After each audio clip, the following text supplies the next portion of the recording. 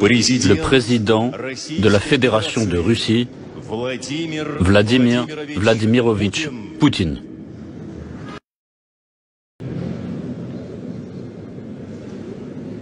Le président de la Fédération de Russie, Vladimir Vladimirovitch Poutine.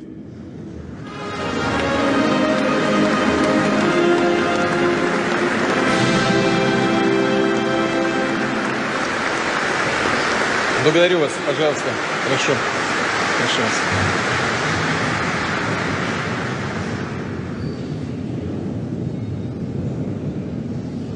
Уважаемые граждане, chers citoyens de la Russie, citoyens des républiques populaires de Donetsk et de Lugansk, habitants des régions de Zaporojié et de Kherson, mesdames et messieurs les députés de la Douma et sénateurs de la Fédération de Russie.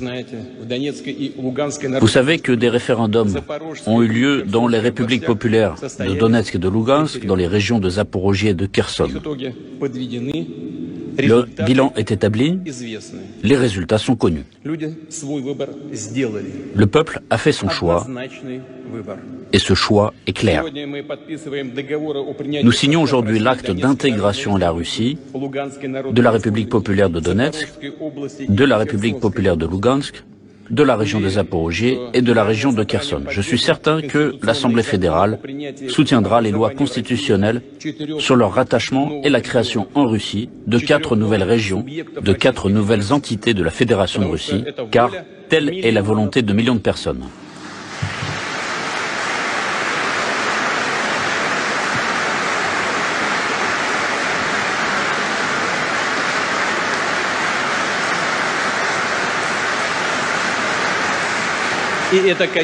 Et ceci est bien sûr leur droit inaliénable, qui est entériné dans le premier article de la Charte des Nations Unies, où le principe d'égalité des peuples et de leur droit à disposer d'eux-mêmes est clairement énoncé.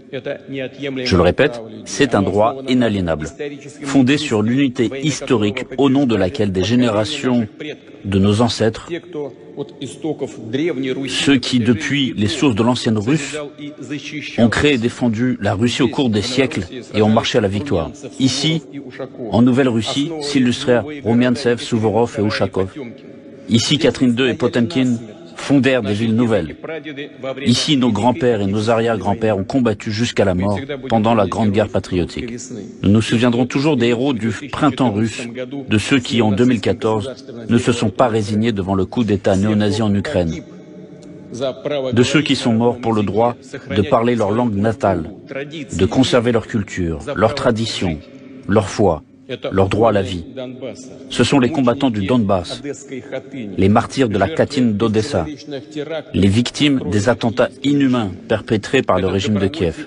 Ce sont les volontaires et les partisans, les civils, les enfants, les femmes, les vieillards, les Russes, les Ukrainiens, des gens des nationalités les plus variées.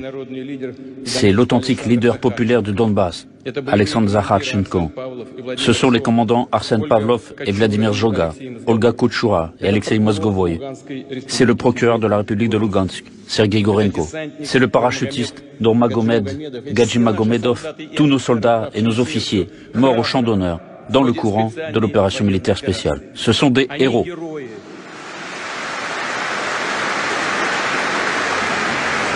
Des héros de la Grande Russie, et je vous prie d'observer une minute de silence pour honorer leur mémoire.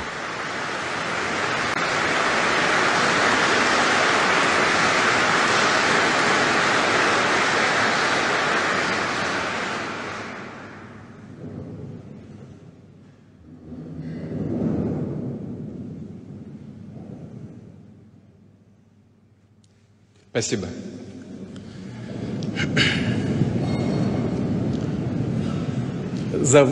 Derrière le choix de millions d'habitants des républiques populaires de Donetsk et de Lugansk, des régions de Zaporojié et de Kherson, il y a 1000 ans de destinée, d'histoire commune.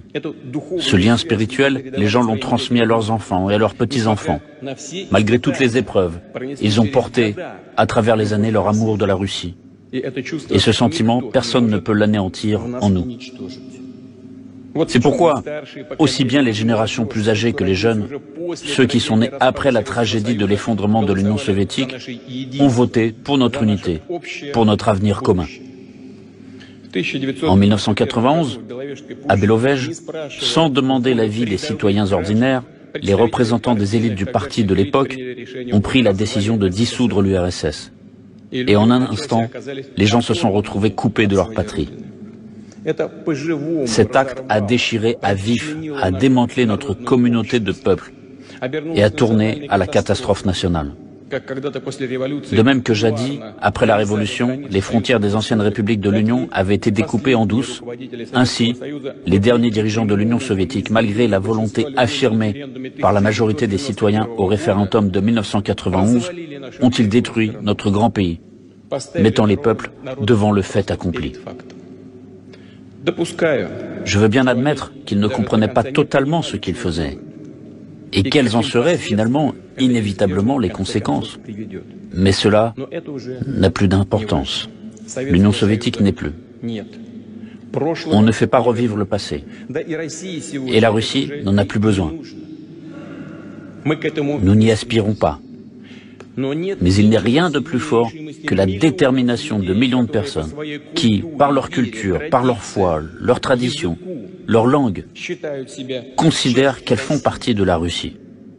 De gens dont les aïeux ont vécu pendant des siècles, dans un seul et même État. Il n'y a rien de plus fort que la détermination de ces gens à revenir dans leur authentique pays, à leur authentique patrie. Pendant 8 longues années, les gens du Donbass ont subi un génocide, des bombardements, un blocus. À Kherson et à Zaporojié, on s'est efforcé criminellement de faire grandir en eux la haine de la Russie et de tout ce qui est russe. Aujourd'hui, pendant les référendums, le régime de Kiev menaçait de représailles et de mort des enseignants, des femmes travaillant dans les bureaux de vote, intimidant en leur parlant de répression des millions de gens venus exprimer leur volonté. Mais le peuple du Donbass, de Zaporojié et de Kherson, vaillant, a dit son mot. Je veux que les autorités de Kiev et leurs vrais maîtres en Occident m'entendent et que tout le monde le retienne. Les habitants de Lugansk et de Donetsk, de Kherson et de Zaporojié deviennent nos concitoyens. Pour toujours.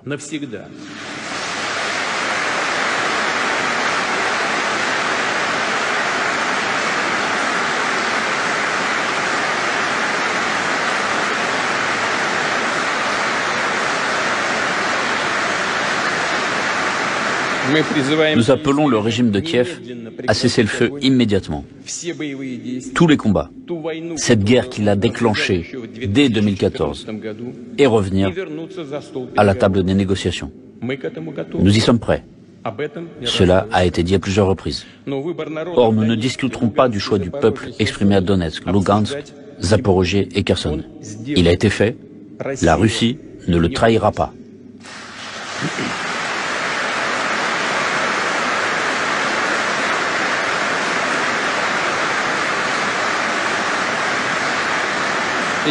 Les autorités actuelles de Kiev doivent respecter ce choix exprimé librement par la population et pas autrement. Ce n'est qu'ainsi que se dessine la voie vers la paix. Nous défendrons notre terre de toutes nos forces, par tous les moyens dont nous disposons, et nous ferons tout pour assurer une vie pacifique aux gens qui sont les nôtres. C'est là que réside la grande mission libératrice de notre peuple. Nous reconstruirons sans faute les villes et localités détruites, les logements, les écoles, les hôpitaux, les théâtres, les musées.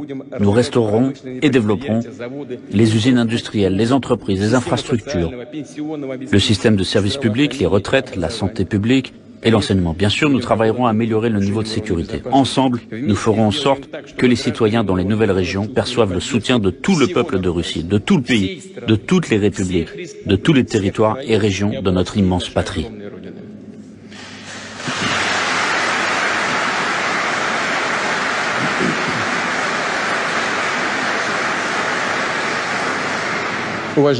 Chers amis, chers collègues, aujourd'hui je voudrais m'adresser aux soldats et aux officiers qui participent à l'opération militaire spéciale, aux combattants de Nouvelle-Russie et du Donbass, à ceux qui, après la déclaration de mobilisation partielle, sont dans les rangs de l'armée et accomplissent leur devoir patriotique, à ceux qui, à l'appel de leur cœur, viennent d'eux-mêmes au bureau militaire. Je voudrais m'adresser à leurs parents, à leurs épouses, à leurs enfants, leur dire pourquoi notre peuple se bat, à quel ennemi nous sommes confrontés, qui jette dans le monde de nouvelles guerres et crises pour en tirer son avantage sanglant. Nos compatriotes, nos frères et sœurs en Ukraine, cette partie d'un même peuple qui nous est proche, ont vu de leurs yeux que les milieux dirigeants de ce qu'on appelle l'Occident préparent pour toute l'humanité. En fait, ils ont là mis bas les masques, ils ont révélé leur véritable nature. Après l'effondrement de l'Union soviétique, l'Occident a décidé que le monde, que nous devrions nous résigner pour toujours à son diktat. Alors en 1991, l'Occident escomptait que la Russie ne se remettrait pas de ces bouleversements et s'écroulerait d'elle-même. C'est ce qui s'est presque produit. Nous nous souvenons des terribles années 1990, affamées, froides et désespérées. Mais la Russie a résisté. Elle a connu une renaissance. Elle a repris des forces. Elle a de nouveau occupé sa place digne dans le monde. Pendant tout ce temps, l'Occident a cherché, continue à chercher une nouvelle opportunité de nous porter atteinte, d'affaiblir et de démolir la Russie. Ce dont ils ont toujours rêvé, dévaliser notre État, semer la discorde entre nos peuples, condamnés à la misère et à l'extinction. Ils ne trouveront pas le repos tant qu'il y aura dans le monde un grand pays, immense par son territoire, ses richesses et ressources naturelles, avec un peuple qui ne sait vivre et ne vivra jamais sous la botte d'un autre. L'Occident est prêt à tout enfreindre pour maintenir le système néocolonial qui lui permet de parasiter, en fait de piller le monde grâce au pouvoir du dollar et du diktat technologique, de collecter un tribut humain croissant, de tirer la source principale d'un bien-être non mérité, une rente pour l'hégémonie. Le maintien de cette rente est leur motif clé, véritable et absolument égoïste. Voilà pourquoi leur intérêt correspond à une désouverainisation totale, d'où leur agression envers les pays qui sont indépendants. Les valeurs traditionnelles et les cultures originelles, les tentatives de saper les processus internationaux d'intégration, les nouvelles devises internationales et centres de développement technologique qui ne leur sont pas soumis. Tant c'est critique pour eux que tous les pays cèdent leur souveraineté en faveur des États-Unis. Les élites dirigeantes de certains pays y consentent volontairement. Elles acceptent de plein gré de devenir leurs vassaux. D'autres se font acheter, et si cela ne fonctionne pas, des pays entiers sont détruits, laissant derrière eux des catastrophes humanitaires, des malheurs, des ruines, et des millions de destinées humaines brisées et oppressées, des enclaves terroristes, des zones de misère sociale, des protectorats, des colonies et des semi-colonies. Cela leur est égal, l'essentiel pour eux étant d'obtenir leur avantage. Je tiens à le souligner encore une fois, c'est précisément la cupidité, l'intention de préserver son pouvoir illimité. Voilà la véritable raison de cette guerre hybride qui est menée par les pays occidentaux contre la Russie. Ils ne nous souhaitent pas la liberté. Ils veulent nous voir comme une colonie. Ils ne veulent pas une coopération fondée sur l'égalité des droits, mais du pillage.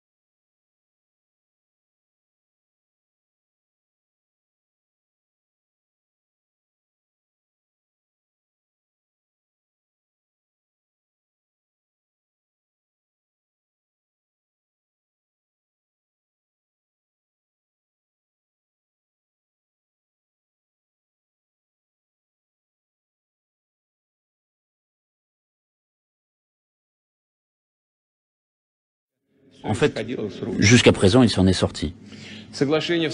Les traités dans le domaine de la sécurité stratégique ont volé dans la poubelle. Les accords conclus au plus haut niveau sont traités de fables. Les grandes promesses de ne pas étendre l'OTAN vers l'Est, auxquelles ont cru nos anciens dirigeants, se sont avérées une tromperie malsaine. Les accords de défense antimissiles et sur les missiles à courte et moyenne portée ont été résiliés unilatéralement sous des prétextes imaginaires. On ne fait qu'entendre de tous côtés que l'Occident défend un ordre fondé sur des règles. Mais d'où sortent-elles? Qui les a vues, ces règles? Qui les a négociées? Écoutez, c'est vraiment du délire. Une tromperie totale, des doubles ou même triples standards, conçus pour les imbéciles. La Russie est une grande puissance millénaire, un pays civilisation, et elle ne vivra pas selon de telles règles, manipulées ou fausses.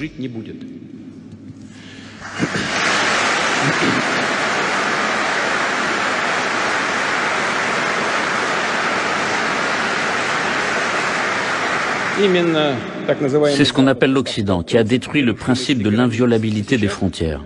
Et maintenant, à sa propre discrétion, il décide qui a le droit d'autodétermination et qui ne l'a pas, et qui ne le mérite pas. Pourquoi en décide-t-il ainsi? Qui leur a donné ce droit? On ne le comprend pas, eux-mêmes. C'est pour cette raison que le choix exprimé en Crimée, à Sébastopol, à Donetsk, à Lugansk, à Zaporozhye, à Kherson les rend furieux. Cet Occident n'a aucun droit moral à porter un jugement et même à aborder le sujet de la liberté, de la démocratie. Il n'a pas ce droit et ne l'a jamais eu. Les élites occidentales récusent non seulement la souveraineté nationale et le droit international, leur hégémonie a un caractère flagrant de totalitarisme, de despotisme et d'apartheid. Elle divise impudemment le monde entre ses vassaux, les pays soi-disant civilisés, et tous les autres qui, d'après les racistes occidentaux actuels, doivent être ajoutés à la liste des barbares et des sauvages. Les étiquettes mensongères comme État voyou, régime autoritaire sont déjà toutes prêtes. Elles stigmatisent des peuples et des États entiers. Et il n'y a là rien de nouveau. Absolument rien de nouveau. Les élites occidentales sont restées ce qu'elles étaient, colonialistes. Elles discriminent et dissocient les peuples entre ceux de première catégorie et les autres. Nous n'avons jamais accepté ce nationalisme et ce racisme politique, et nous ne le ferons jamais. Et comment expliquer la russophobie, si ce n'est par le racisme qui est à présent répandu dans le monde entier?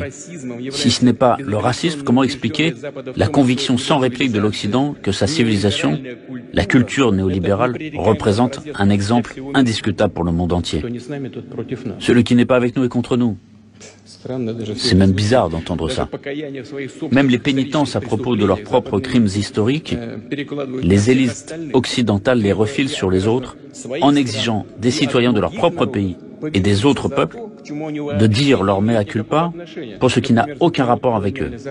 Par exemple, pour les périodes de conquête colonialiste. Il est bon de rappeler à l'Occident qui a commencé sa politique colonialiste déjà à l'époque du Moyen-Âge, qui ensuite fut suivi de la traite des esclaves, du génocide de peuplades indiennes, du pillage de l'Inde, de l'Afrique, des guerres de la Grande-Bretagne et de la France contre la Chine, qui l'obligèrent finalement à ouvrir ses ports pour la traite d'opium. Ce qu'ils ont fait, ils ont habitué des peuples entiers à la drogue, exterminé délibérément des ethnies entières pour s'emparer de leurs terres et de leurs ressources. Ils ont organisé une véritable chasse à l'homme, comme s'il s'agissait de bêtes. Ceci est contraire à la nature même de l'homme, à la vérité, à la liberté et à la justice. Quant à nous, nous sommes fiers de ce qu'au XXe siècle, c'est notre pays qui a pris la tête du mouvement anticolonial, qui a offert à tant de peuples du monde la possibilité de se développer, de réduire la pauvreté et l'inégalité, de vaincre la famine et la maladie. Je le souligne, une des causes de la russophobie multiséculaire, de l'animosité déclarée de ces élites occidentales à l'égard de la Russie, tient justement à ce que nous ne nous sommes pas laissés piller pendant la période des conquêtes coloniales, de ce que nous avons forcé les Européens à commercer avec nous, de façon avantageuse pour les deux parties. Nous y sommes parvenus en fondant en Russie un État centralisé fort, qui s'est développé, qui s'est affermi, sur les grandes valeurs morales de l'orthodoxie, de l'islam, du judaïsme et du bouddhisme. sur la culture russe et la langue russe ouverte à tous. On sait qu'ont été esquissés plus d'une fois des plans d'intervention en Russie, qu'il y a eu des tentatives d'utiliser le temps des troubles au début du XVIIe siècle et pendant la période de bouleversement qui suivit 1917, sans succès. L'Occident est tout de même parvenu à mettre la main sur les richesses de la Russie à la fin du XXe siècle, quand l'État était anéanti. On nous appelait alors amis et partenaires, voyant en réalité en nous une colonie.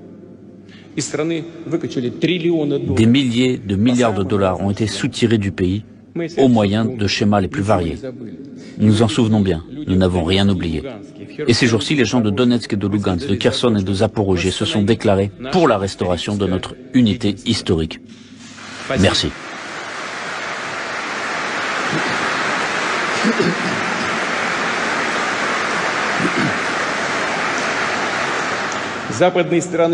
Depuis des siècles, les pays occidentaux martèlent qu'ils apportent aux autres peuples la liberté et la démocratie.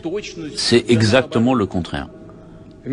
Au lieu de la démocratie, la répression et l'exploitation. Au lieu de la liberté, l'asservissement et la violence.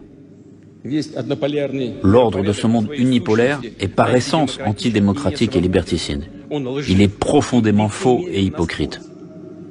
Les États-Unis sont le seul pays au monde à avoir employé à 2 reprises l'arme nucléaire, détruisant les villes japonaises d'Hiroshima et Nagasaki, créant d'ailleurs un précédent. Je rappelle que pendant la Seconde Guerre mondiale, les États-Unis, avec les Anglais, ont réduit à l'état de ruine, sans aucune nécessité militaire, Dresde, Hambourg, Cologne et de nombreuses autres villes allemandes. Cela a été fait ostensiblement, sans la moindre, je le répète, nécessité militaire. Ils ne poursuivaient qu'un seul but, le même que dans le cas de bombardements nucléaires au Japon, intimider notre pays et le monde entier. Les États-Unis ont laissé des cicatrices effroyables dans la mémoire des habitants de la Corée et du Vietnam, par leur tapis de bombes barbares, par l'emploi du napalm et des armes chimiques. Ils occupent de fait, jusqu'à aujourd'hui, l'Allemagne, le Japon, la République de Corée et d'autres pays, d'ailleurs, tout en les qualifiant cyniquement d'alliés égaux. Enfin écoutez, quel genre d'alliance est cela ? Le monde entier sait que les dirigeants de ces pays sont suivis, qu'ils sont sur écoute, non seulement dans l'espace de leur bureau, mais jusque dans leur logement. C'est absolument honteux. Honteux pour ceux qui le font, honteux pour ceux qui, comme des esclaves, avalent en silence et sans broncher cette insolence. Ils appellent solidarité euro-atlantique les ordres et les cris grossiers et insultants qu'ils dansent à leurs vassaux. Ils qualifient de nobles recherches médicales l'élaboration d'armes biologiques, les expériences sur des cobayes humains, y compris en Ukraine.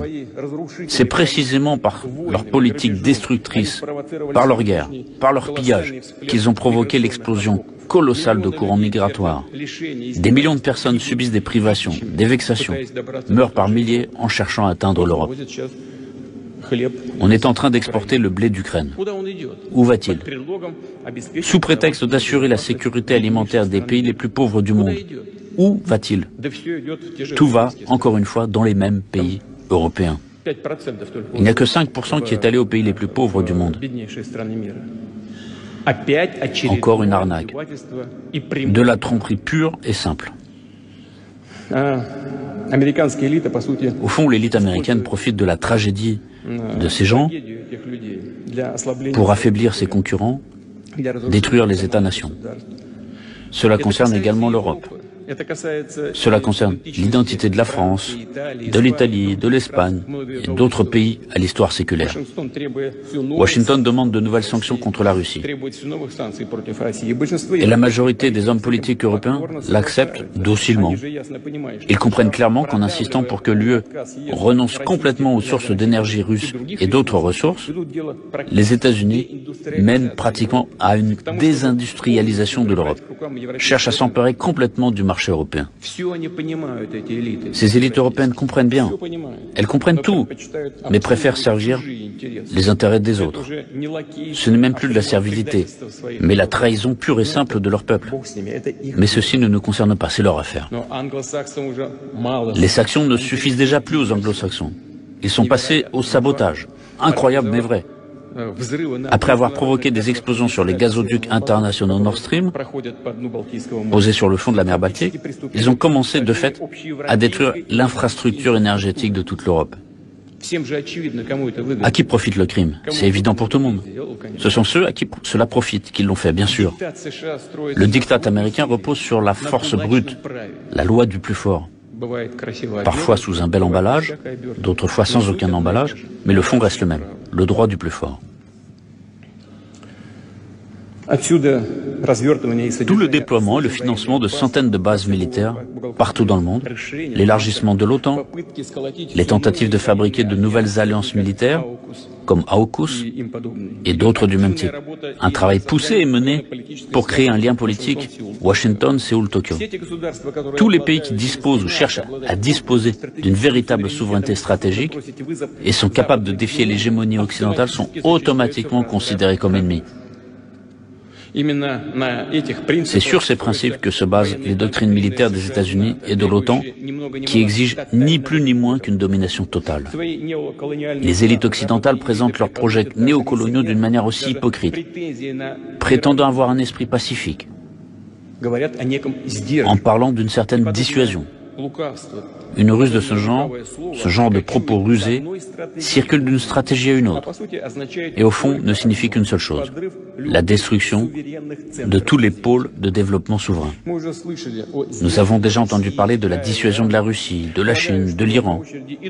Je suppose que d'autres pays de l'Asie, de l'Amérique latine, de l'Afrique, du Moyen-Orient vont suivre, tout comme les partenaires actuels et alliés des États-Unis. Or, nous savons que si quelque chose ne leur plaît pas, ils introduisent des sanctions contre leurs alliés, contre une banque, contre une autre, contre une entreprise, contre une autre. C'est leur pratique, et elle va s'étendre. Ils ont tout le monde dans leur ligne de mire, surtout nos voisins les plus proches, c'est-à-dire les pays de la CEI. Dans le même temps, l'Occident fait depuis longtemps passer ses rêves pour la réalité. Ainsi, en commençant un blitzkrieg de sanctions contre la Russie, ils croyaient pouvoir encore une fois diriger tout le monde sur leur ordre.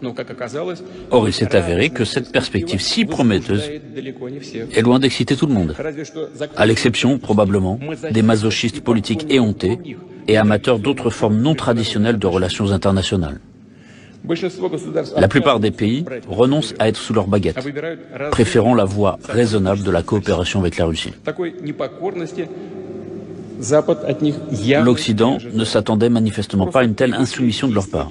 Il est habitué à réagir selon un modèle, à s'emparer de tout via le chantage, la corruption, l'intimidation. Il se persuade que ces méthodes fonctionneront toujours, comme s'ils s'étaient raidis et étaient bloqués dans le passé.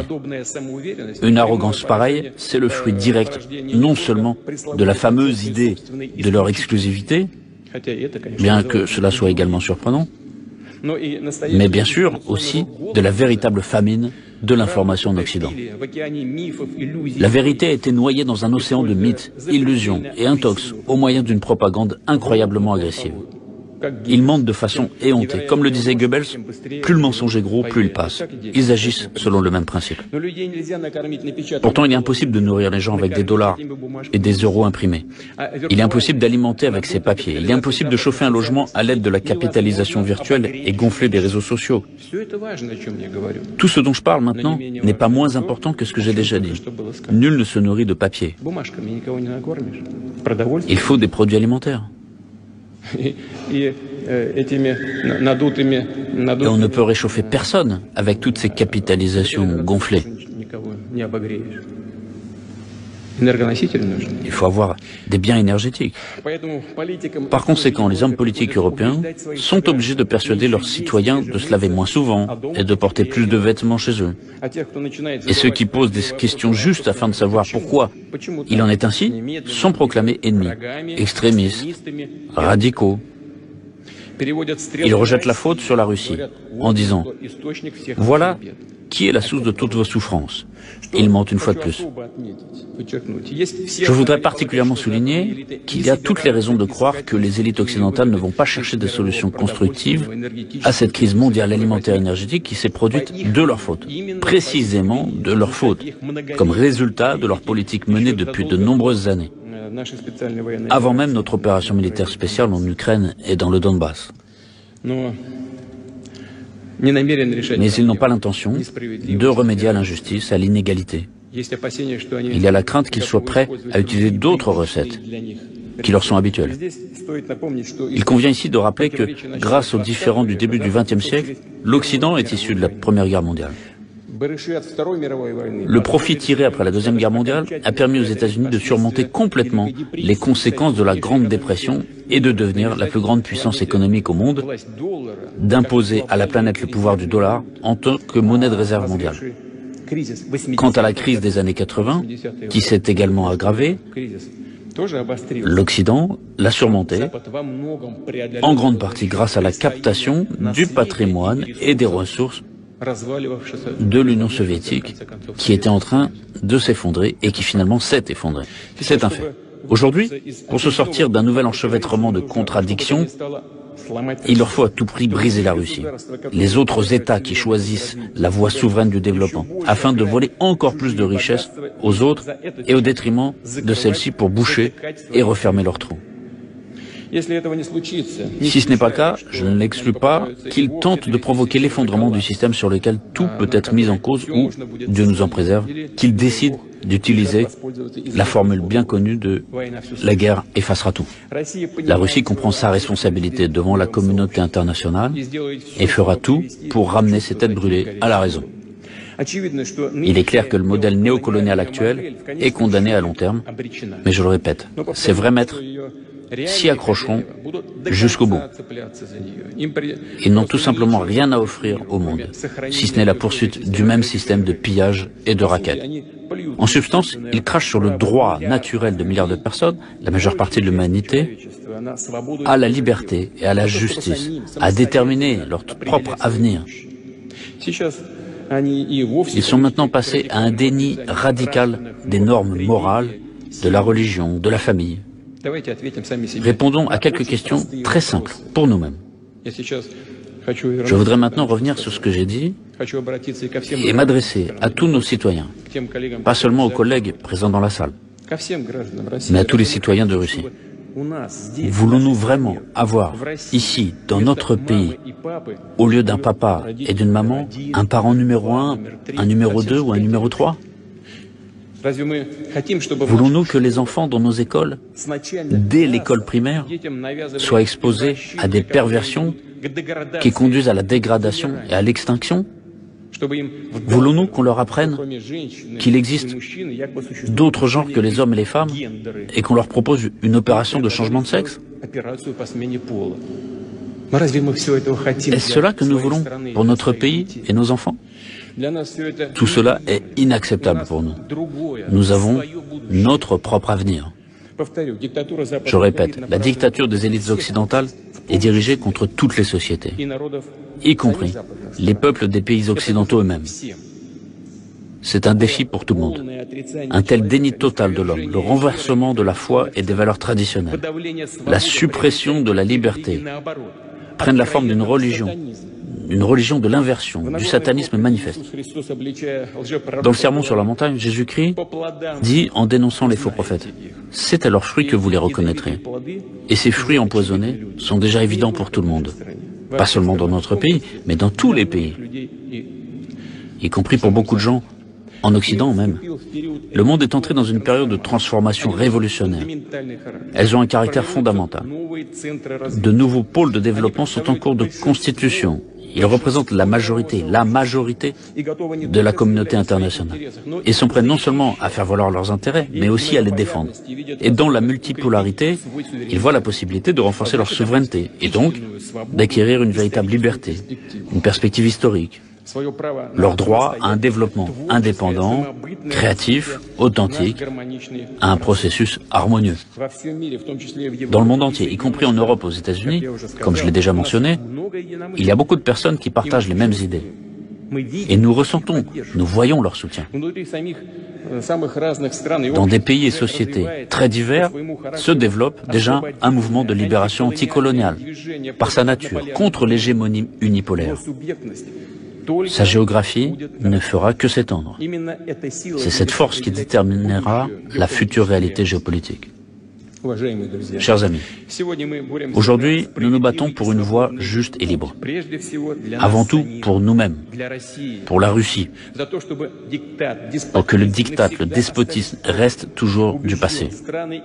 Je suis convaincu que les pays et les peuples comprennent que la politique fondée sur le caractère exceptionnel de qui que ce soit, sur la suppression d'autres cultures et peuples, est criminelle dans son essence, et que nous devons tourner cette page honteuse. L'effondrement initié de l'hégémonie occidentale est irréversible. Je tiens à le répéter encore une fois. Il n'en ira plus comme auparavant. Le champ de bataille sur lequel le destin et l'histoire nous ont appelés est celui de notre peuple, pour la Grande Russie historique.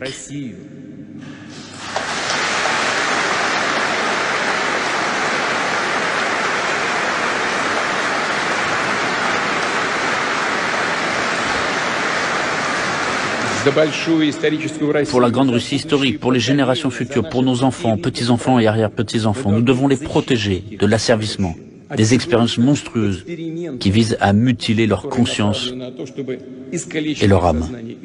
Aujourd'hui, nous luttons pour que personne n'ait jamais l'idée que la Russie, notre peuple, notre langue, notre culture, puissent être effacées de l'histoire. Aujourd'hui, nous avons besoin de la consolidation de la société dans son ensemble. Et une telle consolidation ne peut reposer que sur la souveraineté, la liberté, la création, la justice. Nos valeurs sont l'humanitarisme, la miséricorde et la compassion. Et j'aimerais terminer mon discours par les paroles d'un véritable patriote, Ivan Alexandrovitch Ilyin. Si je considère la Russie comme ma patrie, cela signifie que j'aime, je pense et je contemple en russe. Je chante et je parle en russe. Ça signifie que je crois en la force spirituelle du peuple russe. Son esprit est mon esprit. Son destin est mon destin. Ses souffrances sont mon chagrin. Son épanouissement est ma joie.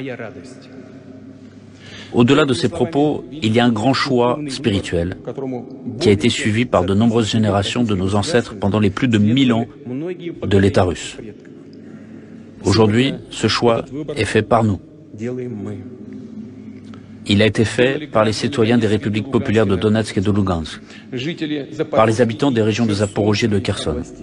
Ils ont choisi d'être avec leur peuple, d'être avec leur patrie, de vivre son destin, de gagner avec elle. Nous avons avec nous la vérité. Nous avons avec nous la Russie.